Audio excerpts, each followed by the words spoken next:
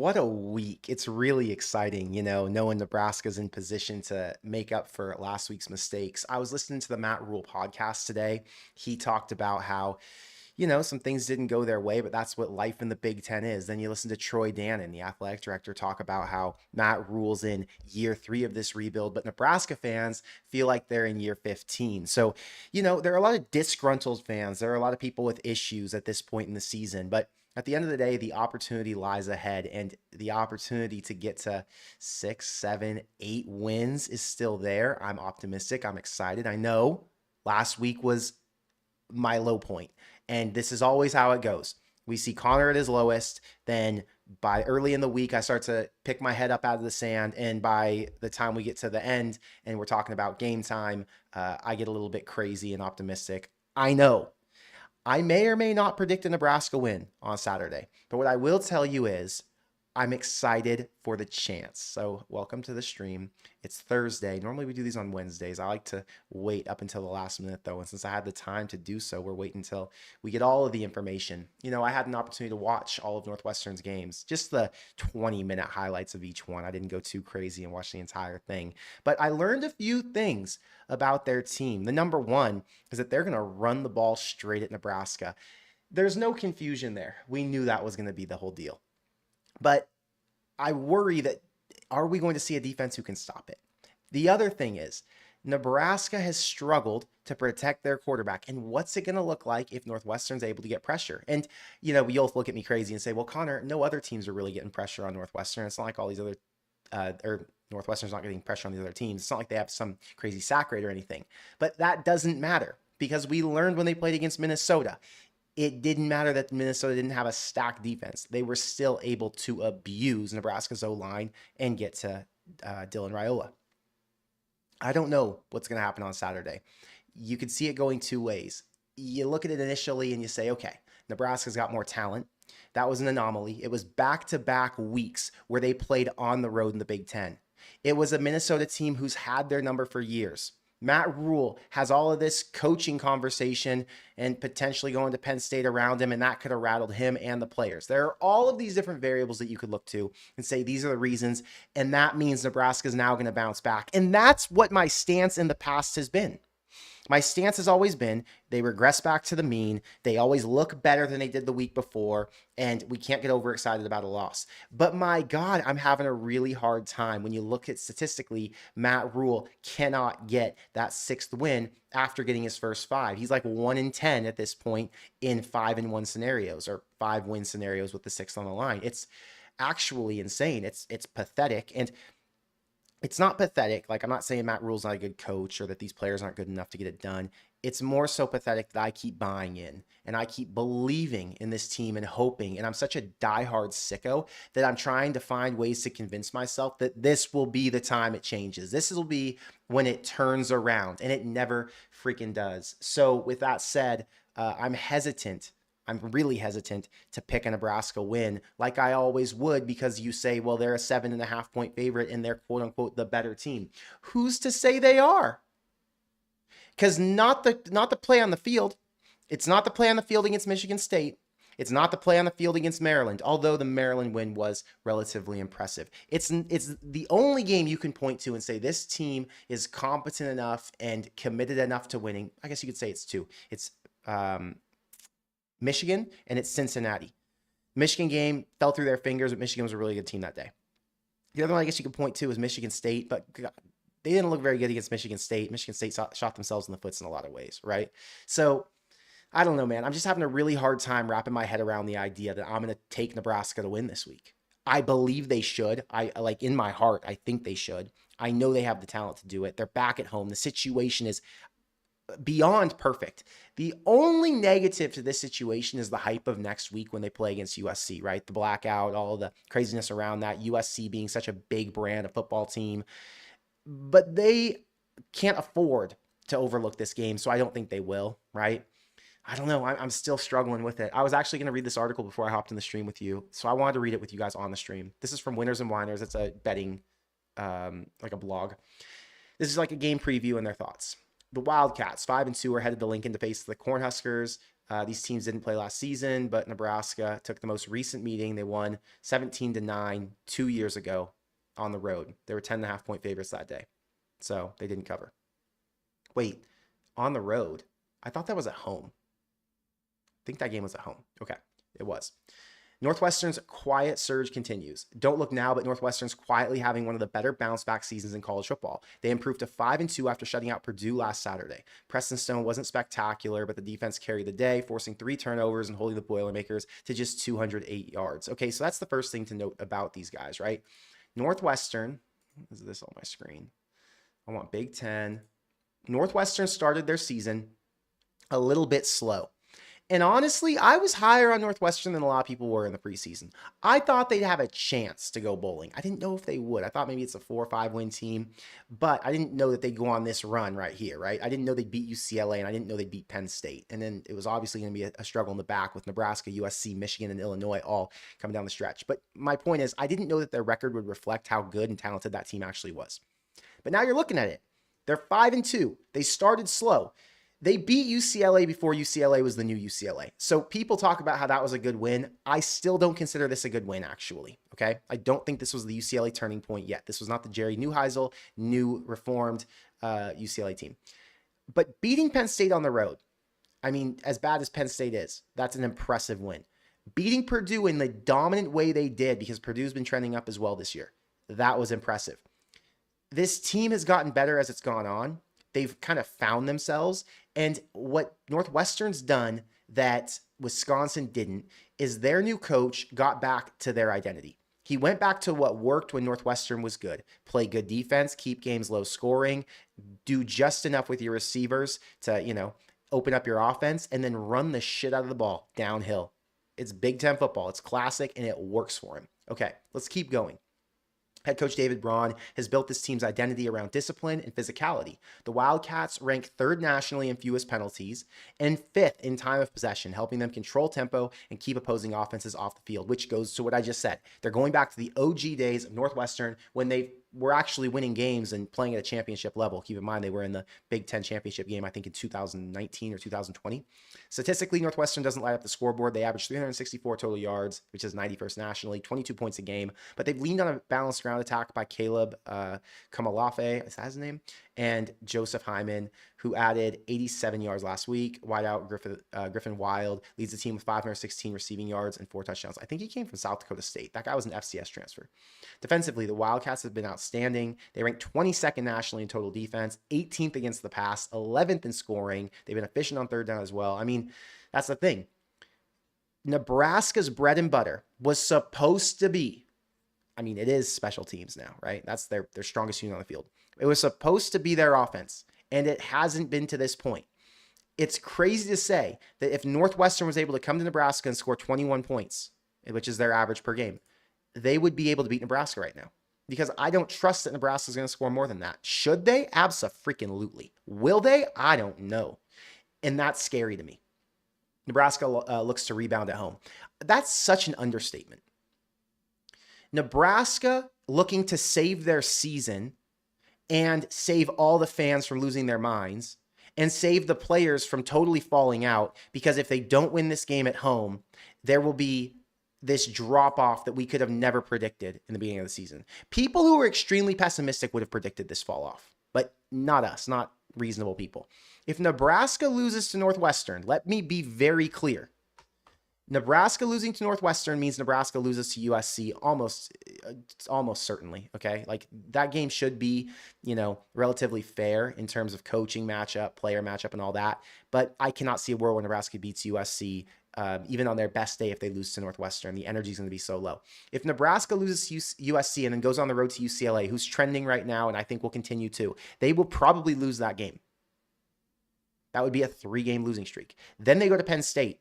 I know Penn State's down bad, but at that point, Nebraska will be in a very similar situation. They likely lose to Penn State. And I'm not trying to give you guys the doom and gloom scenario, but I want to be real with you. It's good that we all, mentally prepare for things. Just like I told you, mentally prepare for the worst case scenario if Matt Rhule is to accept the job at Penn State 2 months from now, right? It's just prepare yourself just in case. I'm not saying it's going to happen. I'm not predicting this is going to happen. I'm just saying this could be what would go on.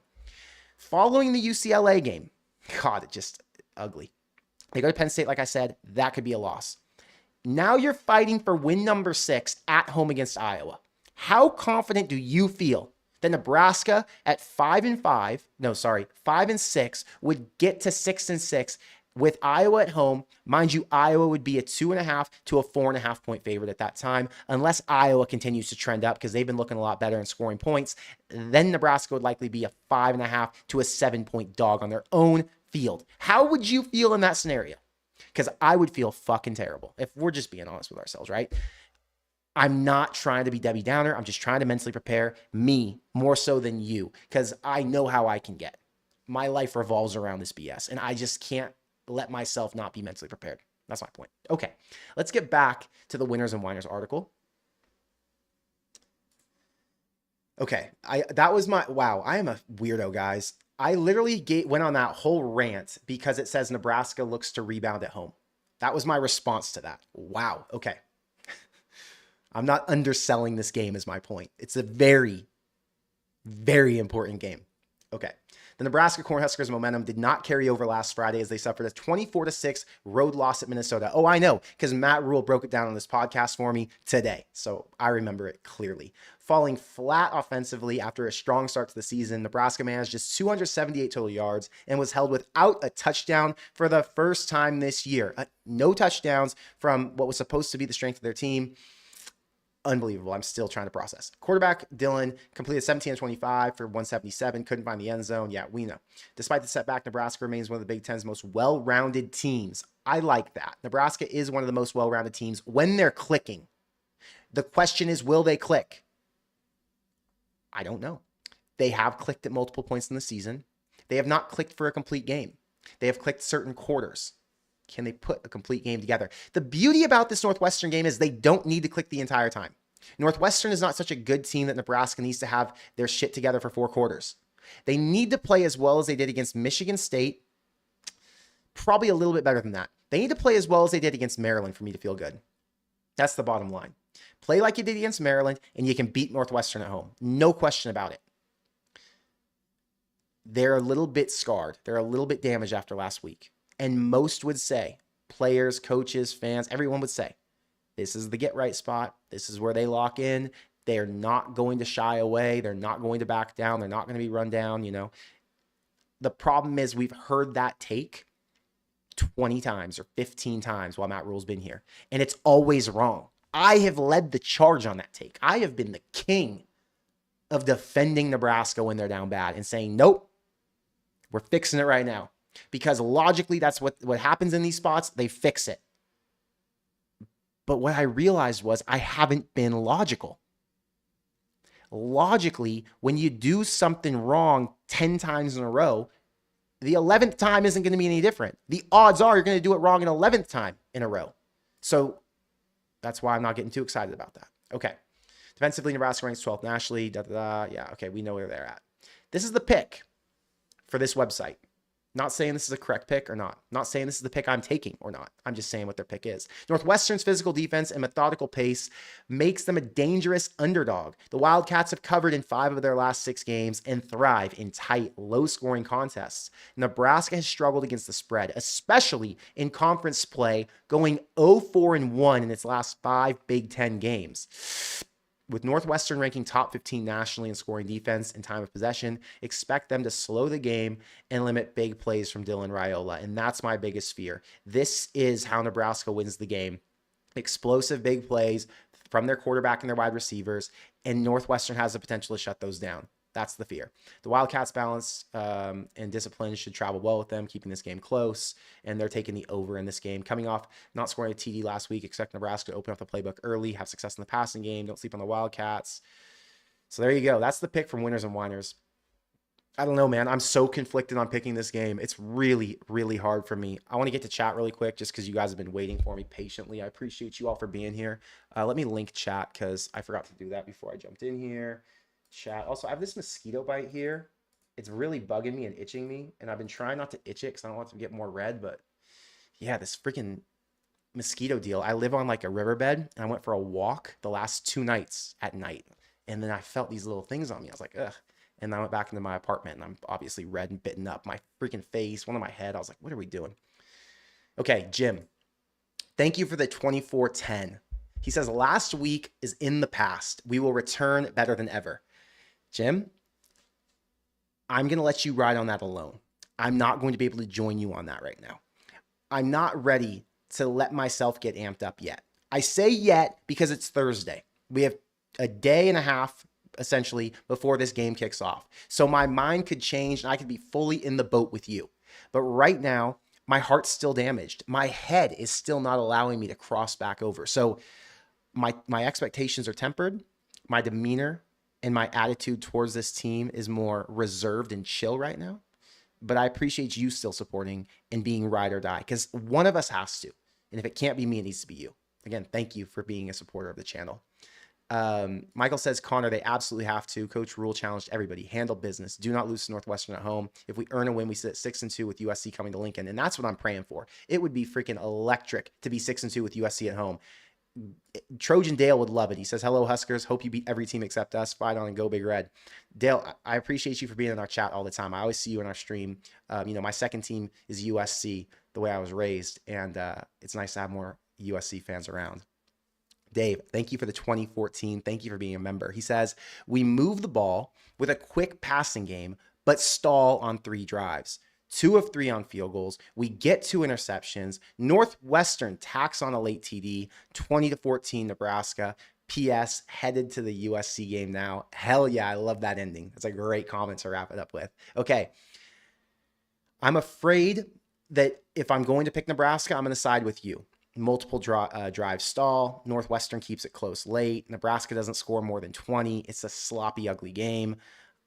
I don't know what it would look like for Nebraska to win this. Like, you would think they'd come out hot and be electric and offense would get it going, but Northwestern's going to try and make it sloppy the same way Minnesota did. And it will probably be a 7-6 halftime, something similar to that. So I like your prediction. It feels pretty freaking accurate. You've got a follow-up comment here. Connor, I'll be solo on the USC trip. Have friends of friends tailgating, but I'll need a game ticket.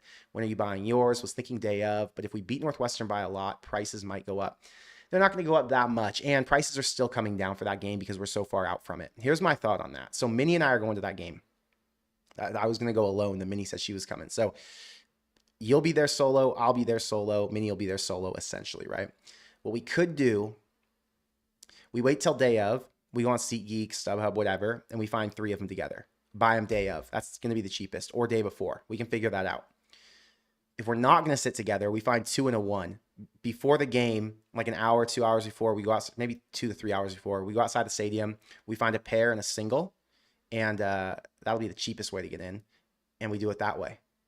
I mean, it's going to be $100 price difference, and the way you super chat me, I'm going to guess you're not going to sweat $100. So we'll figure it out. But I'll have Minnie text you, and I'll get your number from her, and we'll go from there. But yeah, we should all link up. It'll be a really fun game. I'm pumped for it. I'm glad you're coming. It's gonna be great. Let's see. Kyle says he's gonna be at the USC game. Wants to meet me. Fantastic. DM me on Twitter, Instagram, or Discord, and we'll try to make that happen. I love meeting people. You guys know that's my favorite thing when I go out to Nebraska. Blake, thank you for the $10 super chat. Sorry, Connor, haven't been in a live. I thought you said alive. I was confused. Been in a live for a while. What are your thoughts on the coaches podcast? I've got 2 thoughts. The general thought versus today's thought, right? The general thought on the coaches podcast is awesome. Really appreciate that he gives us in-depth detail and that he does deep dives on the program, on his thoughts around college football, on recruiting, and everything else that we're interested in. I think more access and getting more behind the scenes content is only good for us as fans and for the program. It'll obviously bring in more donors because people trust him and like him more. It'll bring more fans in because people who, are on the outside and not fully bought in. And my dad, for example, my dad's a USC fan, follows Nebraska because of me, obviously, goes to a ton of Nebraska games. He loves watching Matt Rule clips. He thinks Matt Rule's just like the coolest guy because his attitude, his demeanor, and all that. Did I show you guys this? It's actually hilarious. Let me find this picture really quick. This is worth it. Where's my dad? Anyway, my point is this. My dad watches Rule, and he's like, man, I really like this guy. He's so cool, and it makes him like Nebraska more. So the morning of the game, when I went to the Michigan game with my dad, he was walking in his hotel, the Kindler in downtown, and Matt Rule was, I guess, walking out of the elevator. My dad saw him. He's like, "Yo, can I get a picture with you?" He's like, "My son's Connor from Corn Craze." And Matt Rule looked at me. He goes, "Really?" And then they took a selfie. Anyway, um, my dad likes Rule more than he likes Nebraska football. Is my point. And I think that effect carries weight, and you hear that from from recruits' parents. They talk about how they really like Matt Rule as a person, and it's not just about the school or just about the football. So I love and appreciate the podcast from that angle. I saw the stuff, like the comments and people being negative about the podcast today, and people are like, "Why is he doing the podcast? Focus on football and all that." I think that's all like nonsense. Matt Rule spends the proper amount of time on football. There's zero doubt in my mind that he's fully committed to that. His job is as much of a manager of the, or as being a manager of the program as it is of being a coach of the program.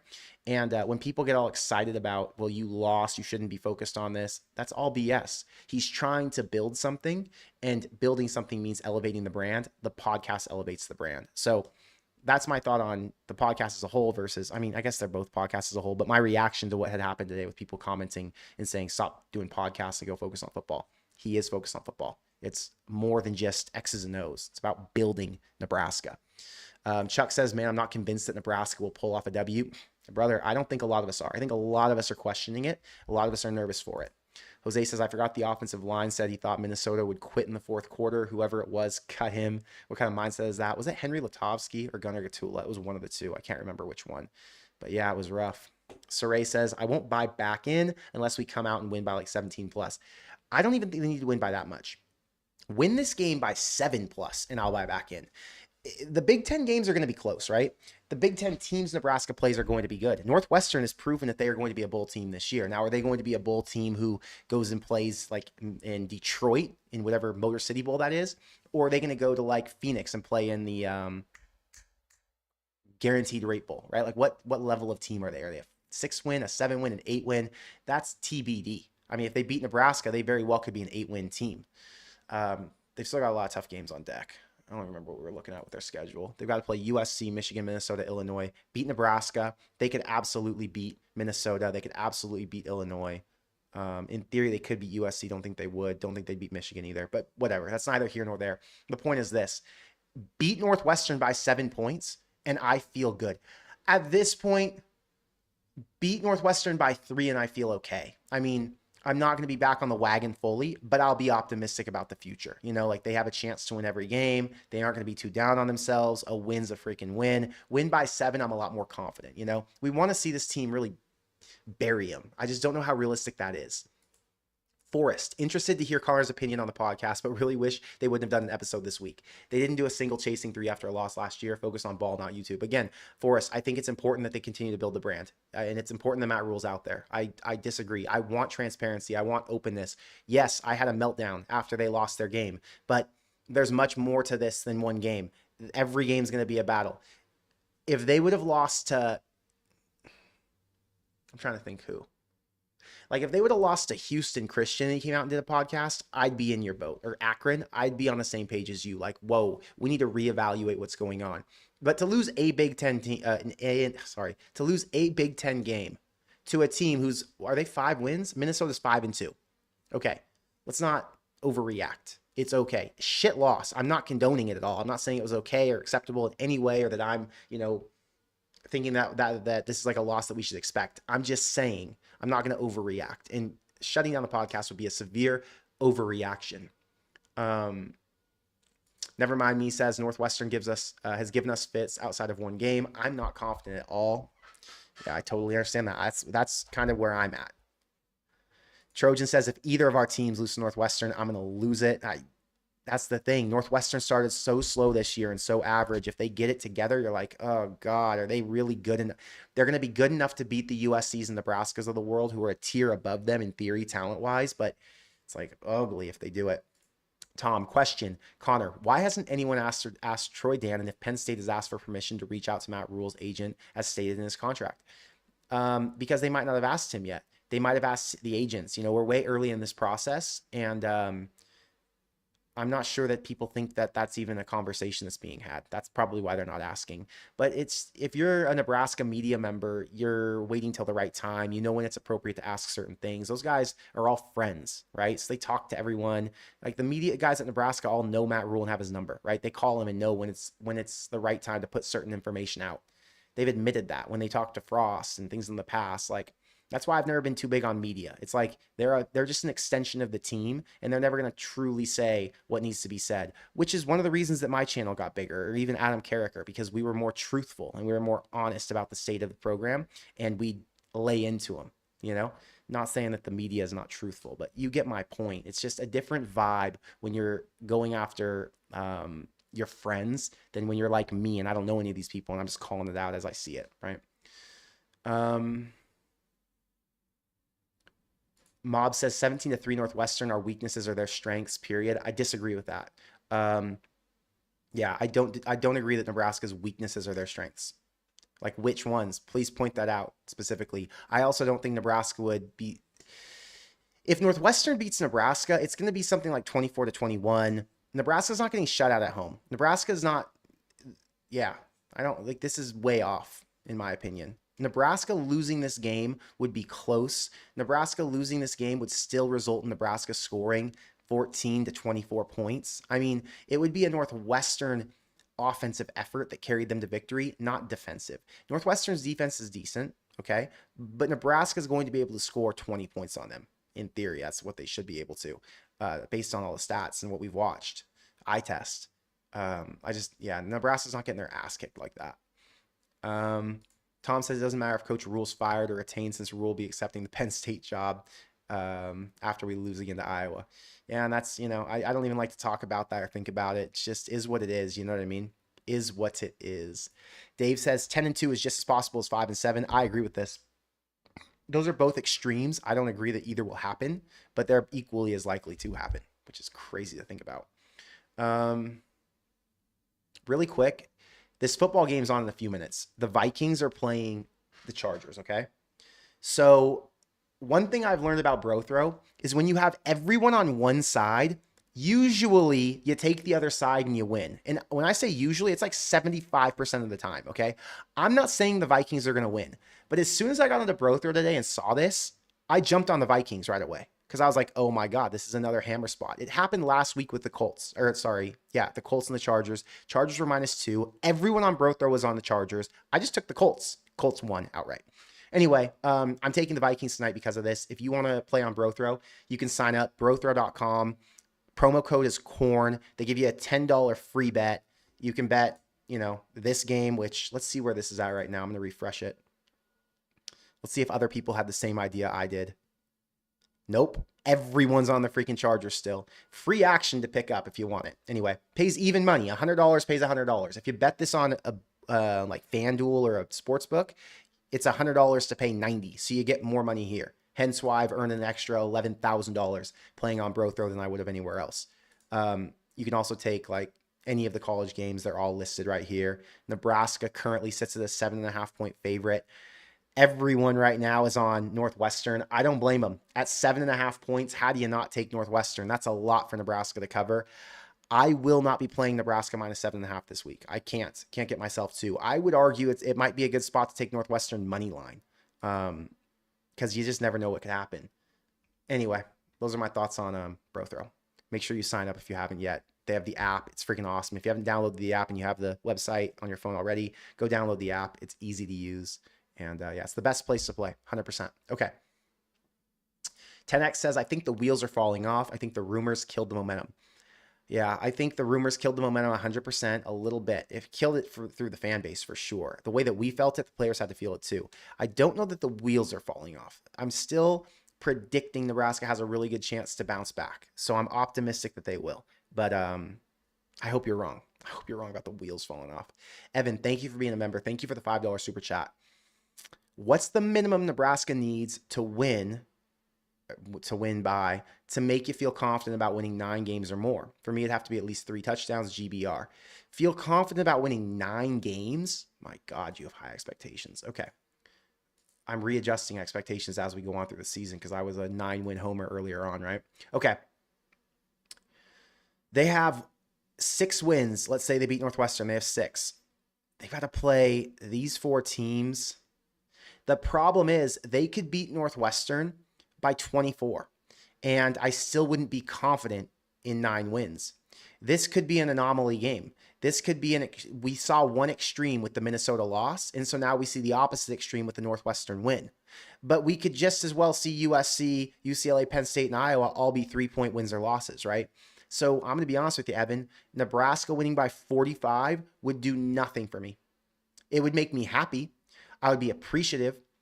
I would be optimistic about the USC game the next week, but it wouldn't give me any confidence that they're going to win any more games. Each game is, singular of the next, and I can't look at one game and say, well, they blew this team out, which means they're going to dominate in all these other ones. So the only thing that will make me confident in getting the 9 wins is watching the way they play each week and saying, okay, are they still playing as a team? Have they flushed the nonsense out? Are they going to play these close games like they did against Michigan, Michigan State, and Maryland? Minnesota wasn't even close, but are they going to play these sloppy games where they play half the time and then don't show up for the other? We need to see a complete performance. And I think if we get a complete performance against Northwestern, whether that's a 7-point win, a 10-point win, or a 20-point win, I'm going to feel really good about the team going forward.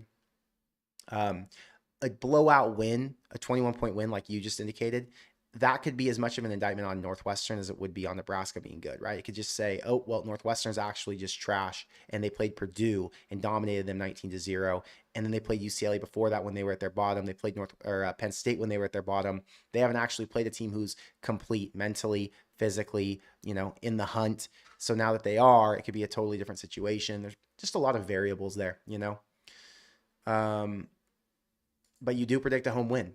I appreciate that. I'm hoping that they do. Xander says, with as busy as I've been, it's been easy to distract myself with the terrible week I've had with my Nebraska football thinking. It's unhealthy how bad I need for the Huskers to just get a win. I feel you, brother. I'm in the same boat as you. I got to walk away sometimes and just chill, because if I get too down the rabbit hole, I'm like, my God, this team is going to break my brain, as they have in the past. You guys know, you've been with me for 3-4 years. I've been sitting here making content, and I've had some, insane meltdowns. Connor, does Nebraska take the ball or go on defense first? In your mind, what do you do? Trust the offense or defense? Yeah, Nebraska's offense needs to get out there and prove something. Nebraska's offense is the strength of their team. I put the offense on the field first and go score points. That's how I would look at it. Chuck says, I'm hoping for a Nebraska LSU matchup. It's my dream game, with Nebraska winning, of course. Long story short, I live in Baton Rouge and I'm a Husker fan. Well, Chuck, I hope you get it. LSU losing this week would be a step in the right direction. Let's just look at that, okay? Standings, SEC. I am taking A&M to beat LSU this week, by the way, which would bring LSU to 5-3.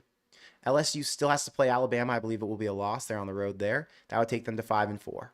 Arkansas could be a loss. Jesus, their schedule's tough, dude. Lose to A&M this week, and they only have 6 wins guaranteed. 3, 4, 5. Yeah, with Western Kentucky. Wow. You might get your wish, brother. A 7, 8, or 9 win LSU team is just as likely as a 7, 8, or 9 win Nebraska team. Like, they're on the same exact trajectory right now. You might get your wish. That would be an interesting matchup. I would love to see it. Do you think Nussmeier would play? Do you think we'd see a lot of opt-outs with LSU? What's interesting is I'm excited for Nebraska in bowl season because the team is so young. You won't see as many opt-outs. A lot of guys are going to want to come back. A lot of guys are going to play. So I think Nebraska has a really good chance to win their bowl games, which makes it more fun, right? Like, if Nebraska can end the season strong every year, off-season Kool-Aid, right? We're chugging. But yeah, LSU, Nebraska, interesting. Who would have thought? Saray says no one would be questioning this podcast if we were 7-0. That's true, but that's how it goes, Saray. When you're not performing in one area, they got to critique the other. Rod, thank you for being a member. Thank you for the $20 super chat. Nebraska needs to punch first and punch hard. If Northwestern punches first, the wheels may fall off quickly. That's the fear. Is Nebraska mentally tough enough to get down? Or are they mentally tough enough to face adversity and come back? I don't know. That's my fear in predicting this to be a Nebraska win. That's why I won't right now predict a Nebraska win. We're not at the end of the show, though. I could change my mind. It's early on. We've got more time. But yeah, I'm nervous for it for that reason. I agree with you. If Nebraska gets punched in the face, they've shown in the past that they don't know how to make up for it.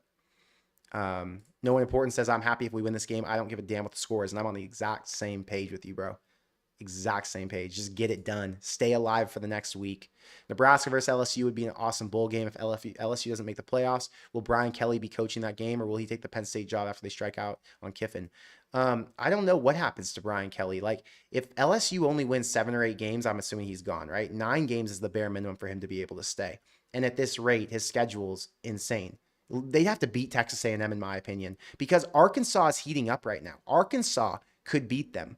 But even if they just win their games against Arkansas and Western Kentucky, they could have 3 losses to A&M, Alabama, and OU. That would take them to 5 losses this year, which is 7. I'm betting on, here's what I'll bet on right now. If you would give me the odds, anyone wants to, give me like minus 150, I would take it. Brian Kelly is not the coach at LSU by the end of the year. I don't think he is, which means he would likely not coach in the bowl game. I don't know where he would go next. Penn State taking Brian Kelly doesn't seem like it would make sense. Why would you take Brian Kelly? Brian Kelly's a little bit of a James Franklin, right? Gets you there, doesn't get the job done. Recent success, had a Heisman winner, but that's about it. I mean, he severely underperformed at LSU. Remember when people were talking about me saying Penn State should have fired Franklin? People were like, no, he was good. He just didn't get enough. He wasn't winning national championships, blah, blah, but he still got them to championship games and had them at 10 wins a year. That's not acceptable when you're at Penn State. It's not acceptable when you're in LSU. The type of player you're getting, the freak athletes you have, should put you in position to be a champion contender every single season. So go and win one. That's why he's going to get fired from LSU. But anyway, it's neither here nor there. Sam says, my dad's family's big Nebraska fans. My mom's family's big USC fans. So I win either way. Interesting. My dad's family, well, my dad's a big USC fan. He went there. My mom's family's all Nebraska fans. But that's not how I look at it. USC is a distant number 2 in my book. Nebraska is the superior number 1 in terms of fandom, right? So USC beating Nebraska would actually be more painful than anything for me. A lot of my friends went to USC. A lot of my friends played football at USC. I'd be sick to my stomach watching USC beat Nebraska again. I've watched it too many times. That's just the reality. 2006, I was there. I was 13 years old, lost. 2007, I remember being at my house in Villa Park with my dad, my mom, my sister, all getting excited to watch that Nebraska game. My dad had a USC shirt on. I had my Nebraska shirt on, eating pizza from Zito's, I'm pretty sure. And they got their ass kicked.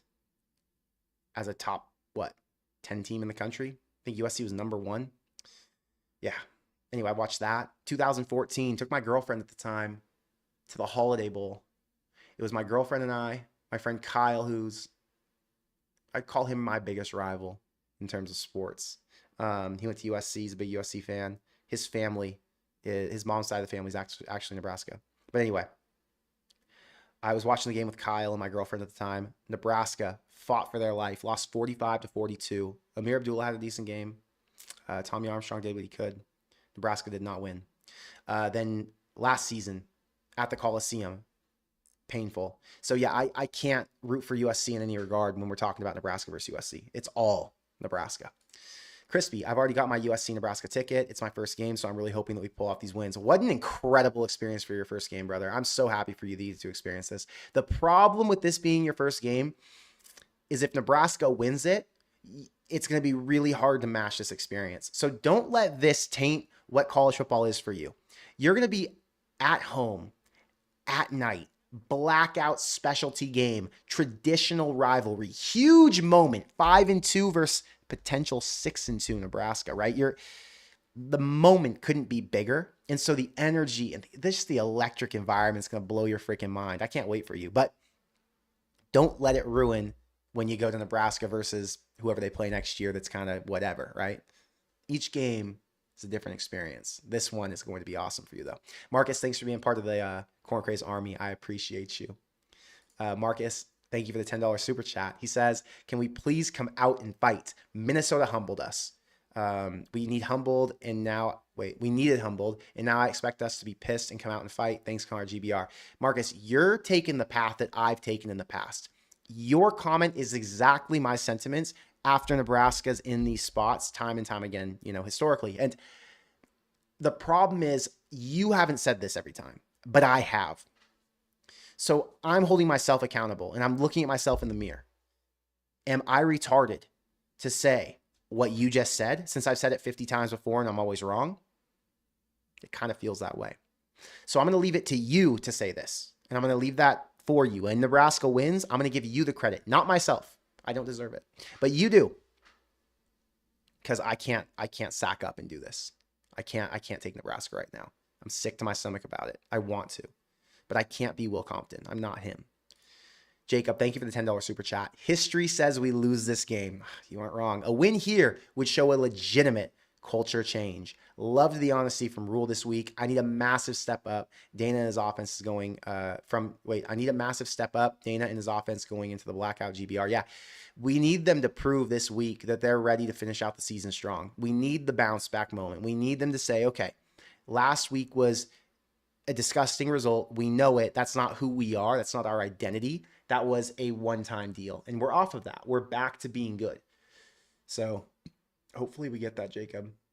I'm praying. They need it bad. Let's see. JK says, hope that bonehead decision by Kirk didn't cost you too much. At least they won, took the money line, was an electric environment. Yeah, so I actually didn't take -3. I was going to take Iowa -3. I couldn't get myself to do it. I took Iowa money line, so I ended up winning that game. The downside is I had a losing week last week. My week was won and lost on one game. Well, really 2 games. Nebraska and Ole Miss. Ole Miss punished me. I was so big on them. I really thought they'd beat Georgia. I thought they'd cover, so I hammered, and they couldn't cover the 7.5. So that one broke me, but I did win on Iowa. Let me see here. Josh says, help me gain confidence again. I can't be the one. The team has to do it. The team needs to go out and win a game for you to get confident again. I'm in the same boat as you, brother. Money line, is bro throw legal in Nebraska? Bro throw's legal everywhere except for Kansas and Colorado. Literally everywhere. I think you got to be 21 to use it. Just go to brothrow.com. Promo code CORN gets you in. Try it out. Download the app. It's freaking awesome. Hop in. William says, how do the NBA prop bets look? Are you talking about the ones I took tonight? Because I took the ones that my friend Jake put in his Discord. I don't know how they're looking. I don't know. But I did take some NBA props. This is my second day taking NBA props just because Jake's got them in his Discord group and I'm in there. Let's see. Brian says, if Rule did leave, would you think Holgerson gets a shot at the job? No, not at this point. Holgerson hasn't done enough to show that the offense is like electric and we need to keep him around, right? Unless the offense was to finish off strong and score 40 points a game in these last 5 games, there's no way in hell Holgerson's getting looked at as a head coaching job. If he was going to be a head coach, it'd have to be at a Big 12 school, ACC school, something like that. Big 10 teams, SEC teams, even ACC. I mean, it'd be tough for him to get a big-time job right now. He'd have to go to... No, he's not getting the head coaching job right now, the way Nebraska's performing. Let's just be real with ourselves. Their offense has underperformed significantly. I know statistically they rank okay. Like, let's see where they rank. Total offense. USC has the #1 offense in the country. Get ready for next week, huh? Nebraska has the 49th offense nationally. You're going to hire Dana Holgerson, who's leading the 49th ranked offense nationally, with a 5-star quarterback and some superstar receivers. You're going to hire him to go and rebuild your program? I don't think so. Let me see rushing offense. Nebraska's rushing offense does not rank in the top 50 nationally. Northwestern ranks 39th.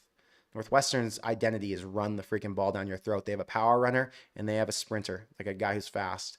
Wait, Nebraska has got to be. What am I missing? Nebraska ranks 104th nationally in rushing. I didn't realize that. That's bad. Wow, okay. What's their passing offense? Passing offense. Nebraska ranks 16th nationally in passing. That's impressive. I appreciate that. But it doesn't mean anything unless you can win games. And right now, they can't win games throwing the ball. You are what your last game was. Okay. Jake says Northwestern game won't be close. Huskers by 50, brother. You are drinking too much Kool-Aid. Too much.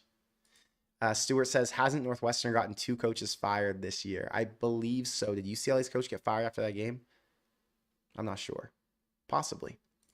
Judy says there's an unbelievable amount of pressure on the program this week with the loss. Blackout and black towels. I wouldn't want to be in their shoes. If it goes south, we'll see a lot of jumping ship.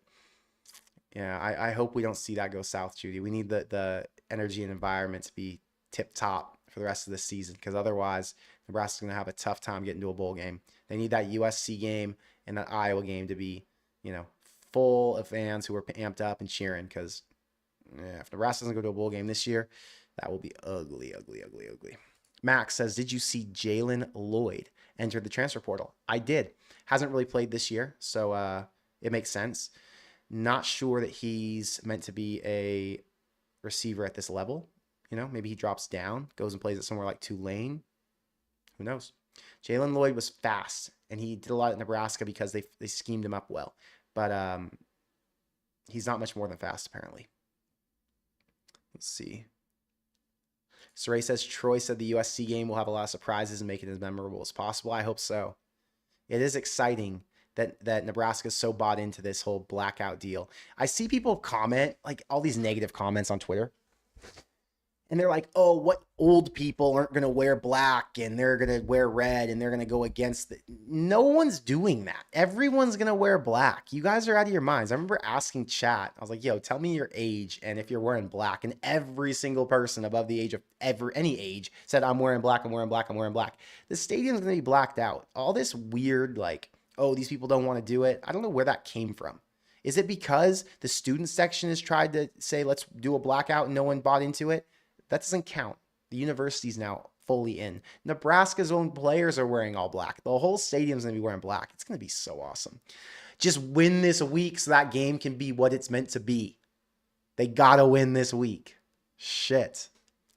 Caleb says, I had a dream about the USC game and the whole crowd's wearing black. That's how I knew it was a dream. I don't think it will go to plan. Too many people wear red. Brother, why do you think that? Like, what indication have you gotten that people are going to wear red? I don't... Like, yeah, maybe 5%, 10% of people wear red. But most people are going to be wearing black. You guys are paranoid, and I want to know where that paranoia comes from.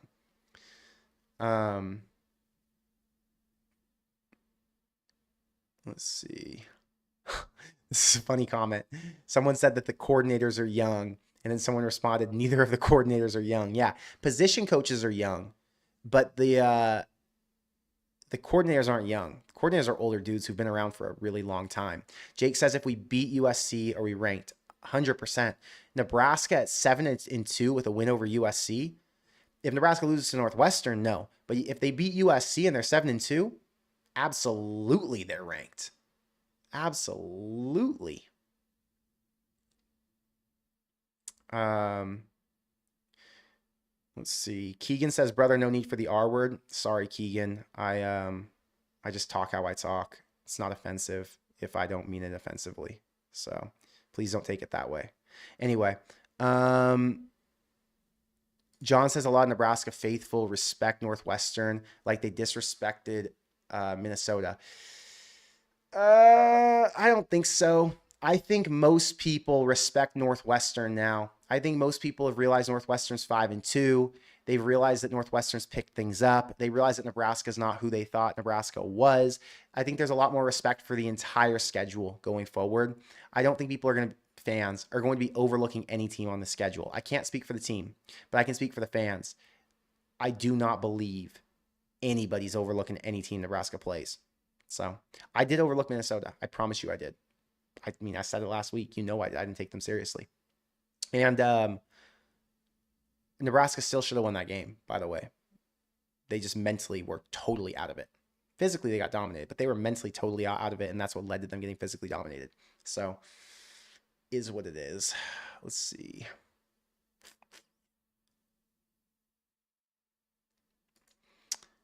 I'd be more surprised if we beat Northwestern. I'm worried the team will see it like they did Minnesota. You're worried the team is going to have the same mentality as last week? There's no way in hell that they're going to... The fear is Nebraska going to not respect Northwestern?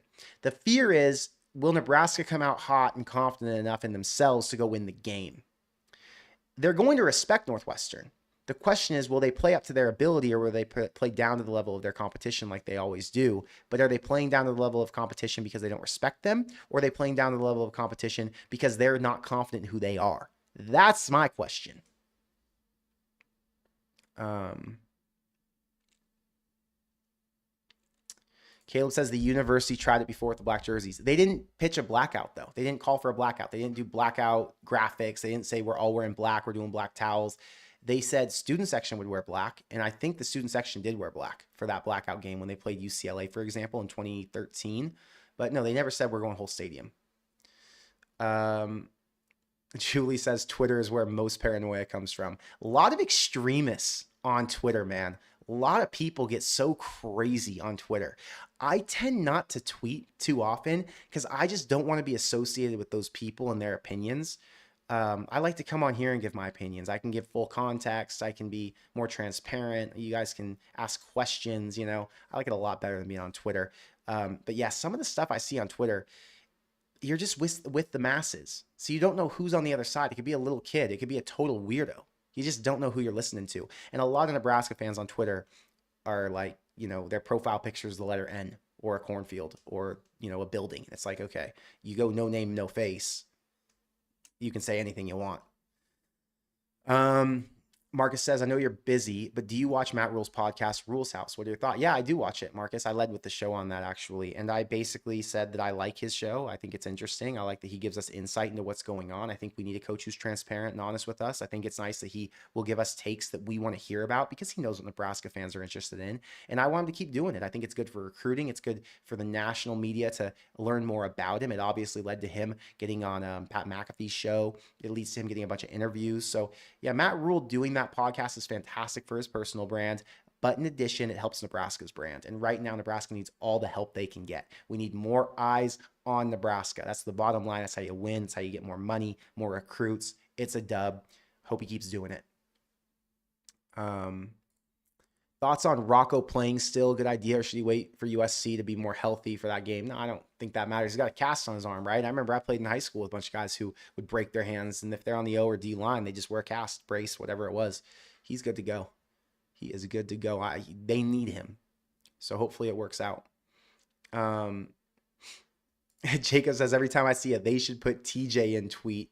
It's actually wild. Yeah, anytime I see that type of stuff, I just get extremely annoyed. It's like, what are you guys talking about? Nebraska is live and die by Dylan Raiola. And if he's not going to work out, he's not going to work out. But they're going to live and die by it. They're not switching to TJ Lateef. Let's look at the games for the week.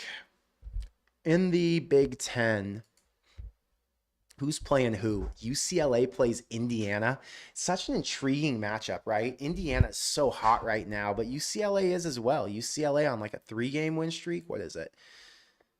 Yeah, beat Penn State, beat Michigan State, beat Maryland. And by the way, they beat Penn State and they beat Maryland or Michigan State convincingly, like full domination. So I don't know why the spread's as big as it is. 25.5 is a lot. I guess most people would just take IU, so they got to, get it up there. But really, they're doing it based on talent, and IU's just extremely talented and looks like a national champion contender right now. I'm taking 25.5. I'm on Bro Throw, and I don't have it here. Oh, accepted. There it is. I've got UCLA right here, 100, 110. I got 210 on UCLA right now. So UCLA is my pick there. Nebraska, Northwestern. I am on Nebraska money line in a parlay, but outside of Nebraska money line, I'm not touching that. Rutgers, Purdue. I lean taking Purdue here. Purdue's on a losing streak, right? They played some pretty good teams. USC, Notre Dame, Illinois, Minnesota, Northwestern. Rutgers, they're not all that good. They're on a losing streak too. Again, played good teams. I lean Purdue. I don't know if I'm going to take it or not, but yeah, at 1.5, probably ride with them. Illinois plays Washington. Washington's -4.5. I'm taking Illinois all day. I bought into the Washington hype, but I'm done. These guys aren't all that good. They beat Washington State. They lost to Ohio State, beat Maryland by 4, beat Rutgers, got their ass kicked by Michigan, multiple turnovers from their quarterback. Yes, their quarterback's electric. Yes, they've got a really strong running back in Jonah Coleman. They've got some good DBs, good linebacker, I think a good DN. But outside of that, Washington hasn't impressed me. I'm on Illinois, man. Illinois, outside of their one blowout loss to Indiana, They've been a pretty good team this year. This Minnesota-Iowa spread's confusing. It's at 7.5 right now. I think on Brothrow I saw it for 8. Let's see. Minnesota-Iowa. 9.5. Okay, that's insane. You're telling me they think Iowa's going to beat Minnesota by 9.5. How do you not take Minnesota? I don't know what I'm going to do here. I might have to take Minnesota out of principle. Like, really? They beat Nebraska convincingly. They looked good doing it. And now Iowa's a what? That's an odd one. Oregon, 31.5 point favorite over Wisconsin. I would take that. Why not? Michigan State, interesting. Nationally, FBS. Let's see. We'll go to top 25 first. Ole Miss, Oklahoma.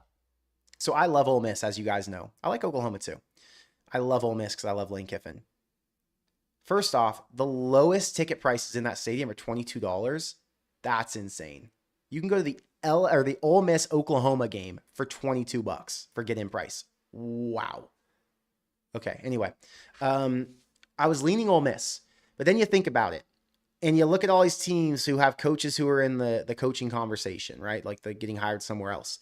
Will Lane Kiffin, now that he's being the expected next coach at Florida, will his name being in that bring the team down?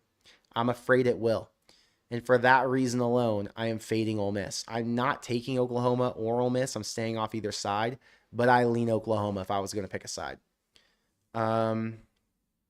South Florida, Memphis is a huge game. This is a college football playoff game. One of these teams will be knocked out of contention. Which one will it be?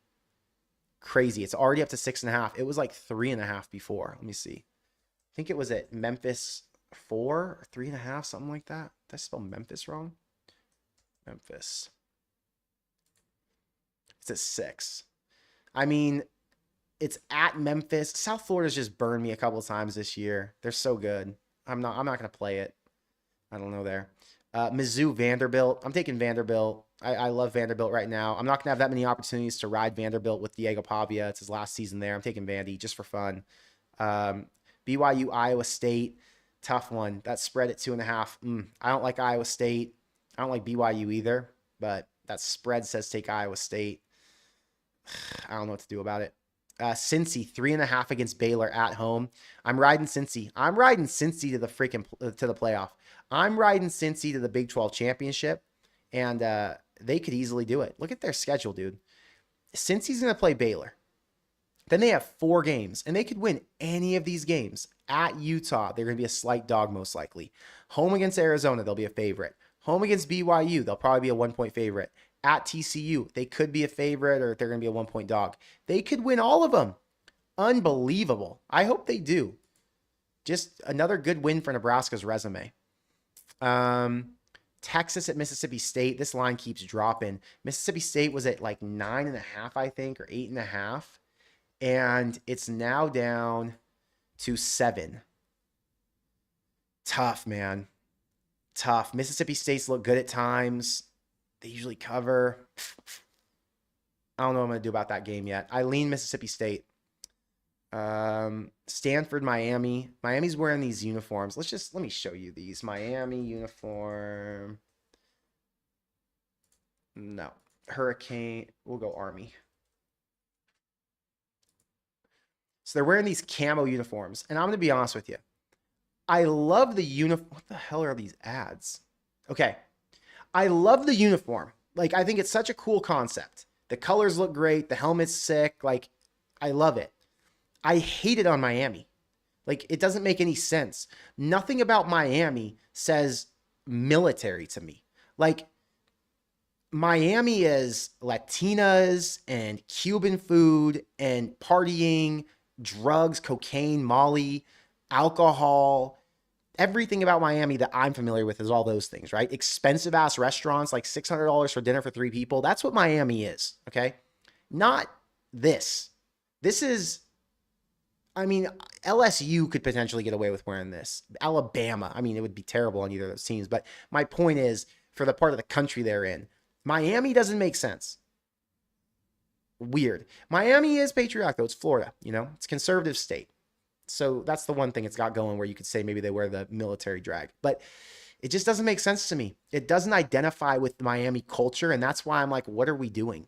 I would much prefer this on Army. Like Army wearing this, which they probably have. They probably ripped Army's uniform and threw these on. But whatever. They want to respect and shout out to our military. Cool. I appreciate that. Um, Uniform, cool. School to sport it, odd. Okay. A&M and LSU. I'm taking A&M. LSU has not proven anything. It's a night game in LSU. It's always a battle with these two teams. Like history says this is going to be high scoring, I think. I'm pretty sure this was the game that went to like 7 overtimes 3 years ago or whatever that was in at A&M. Anyway, I'm taking A&M. I really like A&M. I want them to be good. I want them to get to the playoff. They're going to get to the playoff. I want them to get to the championship, really. I just like breaking it up and having new teams in, you know? What else? Tennessee, Kentucky. I think I like Kentucky at 8.5. Kentucky kept it close with Texas. You know what? We're pulling the trigger, guys. Kentucky plus 9. We're taking Kentucky. That's how you put a bet. Oh, sorry. I was going to show you guys. There we go. I just put up a bet for $200 on Kentucky. Plus 9. I just think it makes sense.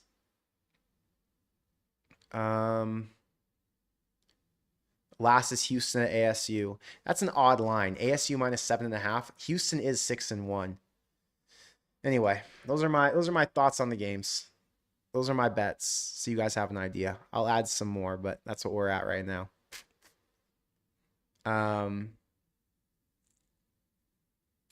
Mr. Chip says, hey man, did you go to Lincoln Pius? You look familiar. Class of 2010 Waverly here. Nice. No, I've never lived in Nebraska a day in my life.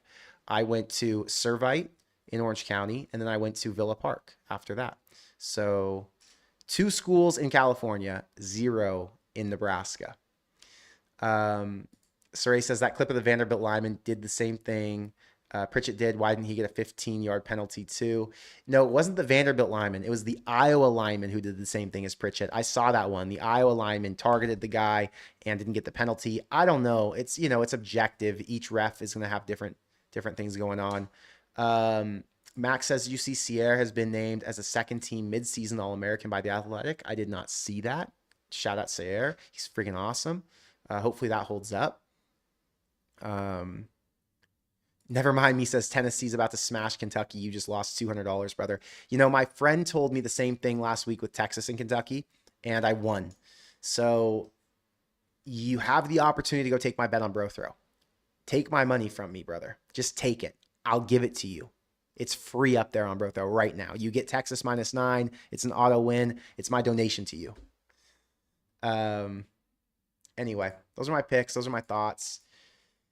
That's where we're at. So I'm hoping that, Saray says, no, not the targeting, just the unnecessary roughness, the same as Vanderbilt clip you showed us Monday. Well, no, that's different. Oh, I didn't see him fall back on the dude he dropped. I didn't see that part. I don't know. I don't know about that. It didn't. The Pritchett clip looked different than the Vanderbilt clip. And that Vanderbilt clip looked like that guy was just dominant. The Pritchett clip looked aggressive, like he was digging his head into a guy. I understood why they called the flag, although I didn't like it. There was another clip from the Iowa game where it looked a lot more like what Pritchett did with the leaning with his head, the targeting, but the Vanderbilt one I didn't see.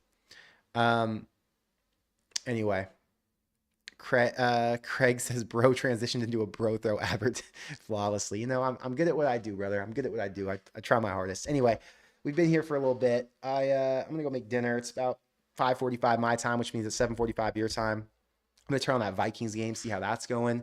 Got my money on the Vikings tonight. Hopefully they do well. They're down 7-0 right now. It's early. We got time. But with all that said, I appreciate you guys all for being here. My live stream hopefully will be a lot more positive on Saturday. I can tell you it won't be as negative no matter what. Whether Nebraska wins or loses, we've already had the bad live stream out of the way. We've already realized who Nebraska potentially is in a worst case scenario. And we'll try to be more uplifting no matter what happens on Saturday. But yeah, with that said, thank you for being here, and I will see you in the next one. Go Big Red.